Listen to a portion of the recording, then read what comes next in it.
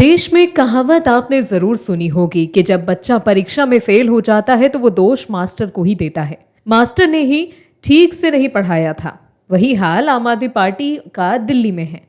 आम आदमी पार्टी की केजरीवाल नीति सरकार ने मॉनसून शुरू होने से पहले दिल्ली को मॉनसून के तरीके से तैयार ही नहीं किया और इसकी टोपी उसके सर वाला काम कर रही है। केजरीवाल सरकार के बड़े बड़े दावों की इस मॉनसून ने पोल खोलकर रख दी, जिसके बाद आम आदमी पार्टी की पूरी फौज दिल्ली के इस हालात से पल्ला झाड़ती नजर आई। जिसके बाद आम आदमी पार्टी बीजेपी के निशाने पर आ गई और बीजेपी ने केजरीवाल एंड कंपनी को करारा जवाब दे दिया। जिसके बाद आम आदमी पार्टी बैकफुट पर है। क्या है खबर, बताते हैं आपको। दिल्ली में बाढ़ के कम होते जलस्तर के बीच राजधानी में राजनीति उफान पर है। यहां हथिनी कुंड बैराज से छोड़े गए पानी पर आम आदमी पार्टी और बीजेपी में जंग छिड़ी हुई है और लगातार आरोप प्रत्यारोप का दौर जारी है। इस बीच आम आदमी पार्टी सरकार के मंत्री सौरभ भारद्वाज कह रहे हैं कि हथिनी कुंड बैराज से 3 कैनाल निकलते हैं, लेकिन षड्यंत्र के तहत 9 से 13 जुलाई तक वेस्टर्न कैनाल में पानी नहीं छोड़ा गया। सारा पानी एक साजिश के तहत दिल्ली की तरफ छोड़ दिया गया और दिल्ली को डुबाने की कोशिश की गई। वहीं बीजेपी नेता ने कहा कि बाढ़ को लेकर के कई लोग तरह तरह के कुतर्क दे रहे हैं, लेकिन मैं उसका जवाब दे दूं। पिछले साल अगस्त में इस बार से कहीं ज्यादा 4 लाख क्यूसेक पानी छोड़ा गया था, लेकिन दिल्ली में बाढ़ की स्थिति नहीं बनी थी।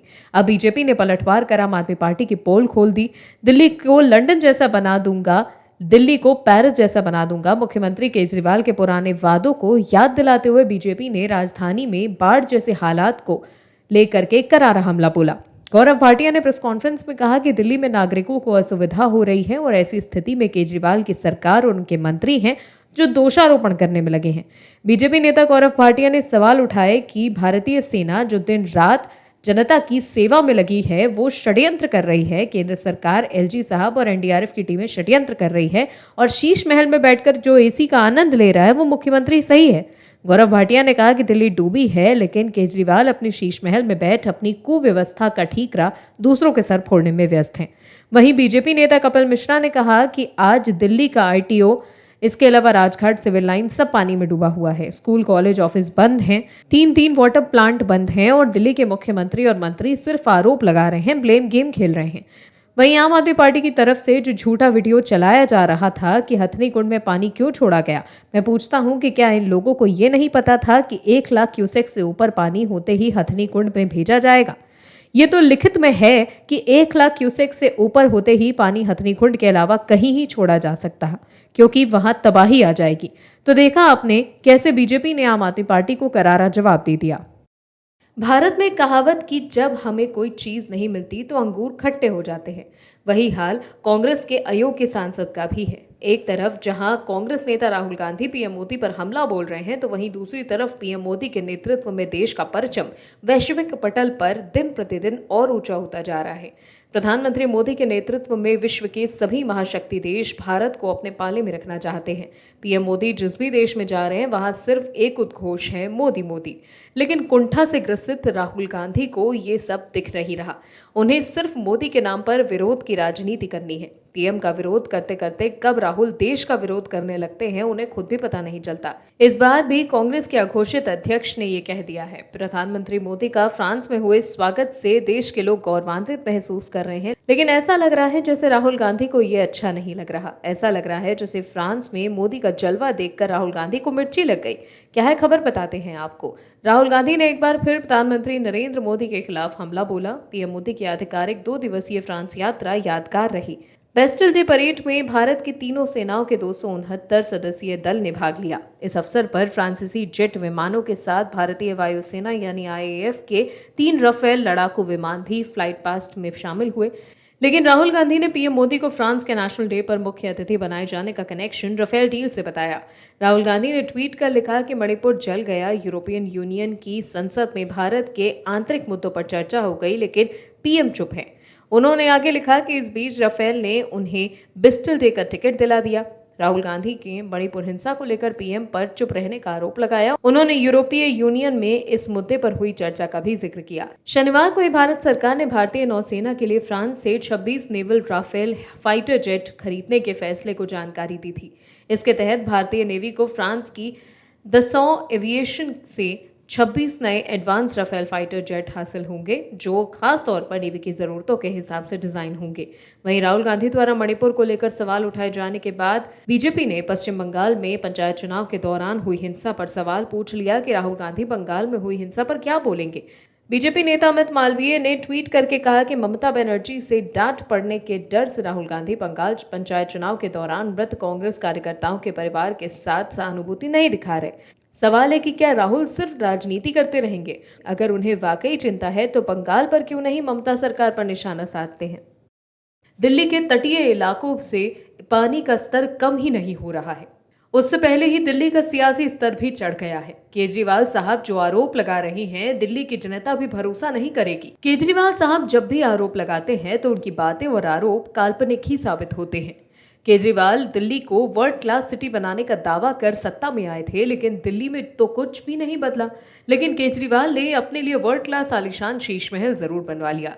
केजरीवाल सरकार ने समय रहते तो आपदा से निपटने के कुशल प्रबंध किए नहीं, जैसा आज की दिल्ली के हालात देख के लग रहा है। लेकिन राजनीतिक नूरा कश्ती बराबर कर रहे हैं, जिस पर केजरीवाल को जवाब भी खूब मिल रहा है। क्या है खबर, बताते हैं आपको।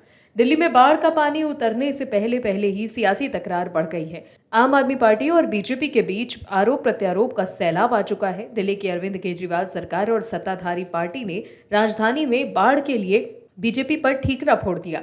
आम आदमी पार्टी ने हरियाणा सरकार पर आरोप लगाते हुए कहा है कि हथनीकुंड बैराज से सिर्फ दिल्ली की तरफ पानी छोड़ा गया। आम आदमी पार्टी ने पूछा कि क्या दिल्ली की हार का बदला लेने के लिए इसे बाढ़ में डुबाया जा रहा है। पार्टी ने हरियाणा सरकार से 3 दिन पहले का डेटा भी सार्वजनिक करने को कहा। हरियाणा के मुख्यमंत्री मनोहर लाल खट्टर ने इसे प्राकृतिक आपदा बताते हुए आरोपों को खारिज किया। आम आदमी पार्टी नेता सोमनाथ भारती ने कहा कि क्या बीजेपी दिल्ली के लोगों को बाढ़ से मारकर अपनी हार का बदला लेना चाहती है। हथनीकुंड से निकलते हुए 3 कनाल हैं। ईस्ट की यमुना कैनाल जो यूपी की तरफ जाता है, वेस्ट यमुना कैनाल जिससे पानी हरियाणा की तरफ छोड़ा जाता है, और यमुना कैनाल जिससे पानी दिल्ली की तरफ आता है। 10, 11 और 12 जुलाई को सरकार ने ना तो ईस्ट कैनाल में पानी छोड़ा ना वेस्ट में, सारा का सारा पानी छोड़ा सिर्फ दिल्ली की तरफ। आम आदमी पार्टी की ओर से लगाए गए आरोपों के बाद हरियाणा के मुख्यमंत्री मनोहर लाल खट्टर ने अपना पक्ष रखा और इसे प्राकृतिक आपदा बताया। उन्होंने कहा कि अभी जो बाढ़ आई है वो प्राकृतिक आपदा है, इस पर राजनीति नहीं करनी चाहिए। पहाड़ी राज्यों में जो बारिश हुई है, अचानक उसका प्रभाव हमारी नदियों में बढ़ा है। यमुना में 1 लाख क्यूसेक पानी था, जो अगले दिन अचानक 3.70 लाख क्यूसेक हो गया। जहां तक पानी छोड़ने का सवाल है, हमने अरविंद केजरीवाल को बताया है कि बैराज में एक सीमित मात्रा में पानी को नियंत्रित किया जा सकता है। बैराज की क्षमता 1 लाख क्यूसेक पानी की है, उससे ज्यादा जो भी पानी होगा उसे रोकना मुश्किल हो जाएगा। तो देखा आपने कैसे आम आदमी पार्टी बाढ़ पर भी राजनीति करने से बाज नहीं आ रही। भारतीय राजनीति के अटल योद्धा वाजपेयी साहब कहा करते थे कि जहां विरोध और विरोधियों को गद्दार मानने का भाव है, वहां लोकतंत्र समाप्त होता है और तानाशाही का उदय होता है। एक जमाने में अटल जी के सरकार में रेल मंत्री रह चुके नीतीश कुमार आज बिहार के मुख्यमंत्री हैं। जो नीतीश बीजेपी से ये कहकर अलग हुए थे कि अब ये बीजेपी अटल वाली बीजेपी नहीं, आज की बीजेपी को लोकतंत्र का पाठ अटल जी से सीखना चाहिए। लेकिन वही नीतीश कुमार अटल जी के विचारों को सत्ता के हनक पुलिस बूट के नीचे रौंद रहे हैं, जिसके बाद से बीजेपी नीतीश कुमार पर हमलावर है। बीजेपी के खिलाफ पुलिसिया कार्रवाई पर पटना से लेकर दिल्ली तक का सियासी पारा चढ़ गया है और मोदी सरकार के मंत्री पलटवार कर चेतावनी दे रहे हैं कि इसका अंजाम भुगतना पड़ेगा। दरअसल पटना लाठीचार्ज को लेकर केंद्रीय गृह राज्य मंत्री नित्यानंद राय ने नीतीश सरकार को चेतावनी देते हुए कहा है कि करारा जवाब मिलेगा। उन्होंने कहा है कि हम डरने वाले नहीं हैं। पटना में भाजपाइयों पर उसी तरह प्रहार किया गया जिस तरह स्वतंत्रता सेनानियों पर अंग्रेज किया करते थे। लाठीचार्ज से साबित हो गया है कि शांतिपूर्ण आंदोलन करना बिहार में संभव नहीं है। ये तानाशाही सोच को जाहिर करता है। नित्यानंद राय ने यह भी कहा कि नीतीश सरकार सुन ले, लोकतंत्र में प्रदर्शन करना हमारा काम है और हम इससे पीछे नहीं हटने वाले हैं। उन्होंने आरोप लगाया कि बिहार का पूरा पुलिस प्रशासन इस हत्याकांड को दबाने में जुट गई है, सबूतों को मिटाया जा रहा है। बिना पोस्टमार्टम के ही डीएम और एसपी अनर्गल बयान दे रहे हैं। इस बात का करारा जवाब मिलने वाला है। इसके अलावा नित्यानंद राय ने कहा कि सरकार के खिलाफ लोगों का आक्रोश बीजेपी के मार्च में दिख रहा था, लेकिन सरकार की ओर से किया गया हमला बताता है कि इनकी सोच कैसी है। नीतीश कुमार की सरकार छात्रों का हक मार रही है, उन पर लाठियां बरसा रही है। महिलाओं पर लाठियां बरसा रही है और शिक्षकों को निशाना बनाया जा रहा है। जाहिर है नीतीश सरकार ममता बनर्जी और कांग्रेस की राह पर चल रही है। नित्यानंद राय ने आगे कहा कि माननीय प्रधानमंत्री जी की नीतियों के कारण बिहार में तो महागठबंधन सरकार जीरो पर आउट होने वाली है, इसलिए आंदोलन पर हमला किया गया। लेकिन नीतीश कुमार को मालूम नहीं है कि भाजपाई लाठी गोली से डरने वाले नहीं हैं। जब कांग्रेस लोकतंत्र की हत्या कर रही थी तो जेपी के नेतृत्व में गांधी मैदान से आवाज बुलंद की गई थी। इस बार भी उसी तरह लाठीचार्ज किया गया है। छात्रों के खिलाफ लिए गए फैसले वापस ले और विजय कुमार सिंह की हत्या के दोषियों को सजा दिलाएं। लाठीचार्ज का जवाब बिहार की सरकार को देना चाहिए। इसके अलावा बीजेपी ने शुक्रवार को काला दिवस भी मनाया। इस दौरान बीजेपी ने सरकार से पूछा कि लाठी क्यों चलाई गई। वहीं बीजेपी ने नीतीश कुमार और तेजस्वी यादव का इस्तीफा भी मांगा है। लोकसभा चुनाव 2024 से पहले पीएम मोदी के खिलाफ विपक्षी एकता पर मंथन चल रहा है। वहीं इसी बीच दिल्ली को लेकर केंद्र के नए अध्यादेश पर केजरीवाल कांग्रेस के समर्थन मांग रहे हैं। लेकिन कांग्रेस केजरीवाल की पोल खोलने में लग गई है और जो खेल केजरीवाल कभी कांग्रेस के साथ खेला करते थे, आज वही खेल कांग्रेस केजरीवाल के साथ खेल रही है। दरअसल दिल्ली की जनता बाढ़ जैसे हालातों से त्रस्त है। यमुना का तटीय इलाका लगभग डूब चुका है। दिल्ली की आम जनता त्राहिमाम कर रही है और पूछ रही है कि सरकार से कि चांदनी महल में सुकून से रहने का हक आपको ही है, क्या हम चैन की नींद नहीं ले सकते? केजरीवाल साहब केंद्र पर आरोप लगा रहे हैं और कह रहे हैं कि केंद्र और भाजपा शासित राज्यों की वजह से दिल्ली में बाढ़ जैसे हालात बन गए। इस नूरा कश्ती में अब कांग्रेस भी कूद पड़ी। क्या है खबर, बताते हैं आपको। देश में कई राज्यों के अलावा राजधानी दिल्ली में भारी बारिश से बाढ़ के हालात बने हुए हैं। जलस्तर इतनी तेजी से बढ़ रहा है कि इस बार पिछले कई दशकों का रिकॉर्ड टूट चुका है। बाढ़ को लेकर दिल्ली सरकार और केंद्र सरकार लगातार एक दूसरे पर आरोप लगा रही है। इस बदहाली के लिए एक दूसरे को दोष दिया जा रहा है। इसी बीच कांग्रेस ने इसे लेकर केजरीवाल पर निशाना साधा। कांग्रेस ने ट्वीट करके कहा कि सबसे बड़ा सवाल, क्या दिल्ली को एक हेल्पलेस सीएम की जरूरत है? दरअसल सत्ता में आने से पहले केजरीवाल शीला दीक्षित को ये कहकर घेरते थे कि क्या दिल्ली को हेल्पलेस सीएम चाहिए।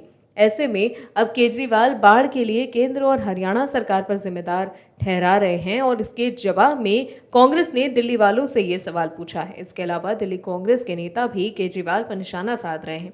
वहीं दिल्ली कांग्रेस के एक नेता ट्वीट में केजरीवाल की तस्वीर शेयर कर सवाल पूछते हैं कि आखिर दिल्ली वालों को किस बात की सजा दी जा रही है। इसके अलावा कांग्रेस की तरफ से एक तस्वीर पोस्ट की गई है जिसमें कई दशकों पहले की दिल्ली और आज की पानी से भरी दिल्ली की तस्वीरें लगाई गई हैं।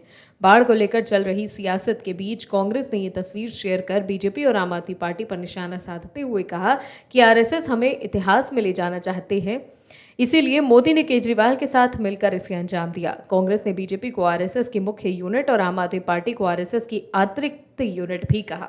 एक तरफ कांग्रेस ने आम आदमी पार्टी को घेरा, वहीं दूसरी तरफ बेंगलुरु में विपक्षी बैठक के लिए कांग्रेस ने आम आदमी पार्टी को भी न्योता भेजा है।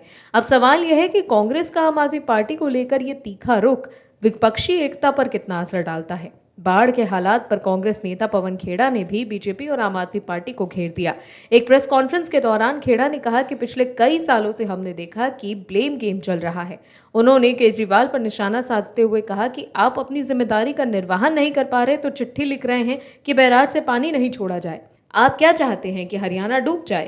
कांग्रेस नेता ने कहा कि ये ब्लेम गेम नहीं चलेगा। और भी वीडियोस देखने के लिए चैनल को सब्सक्राइब करें और बेल आइकन को दबाएं।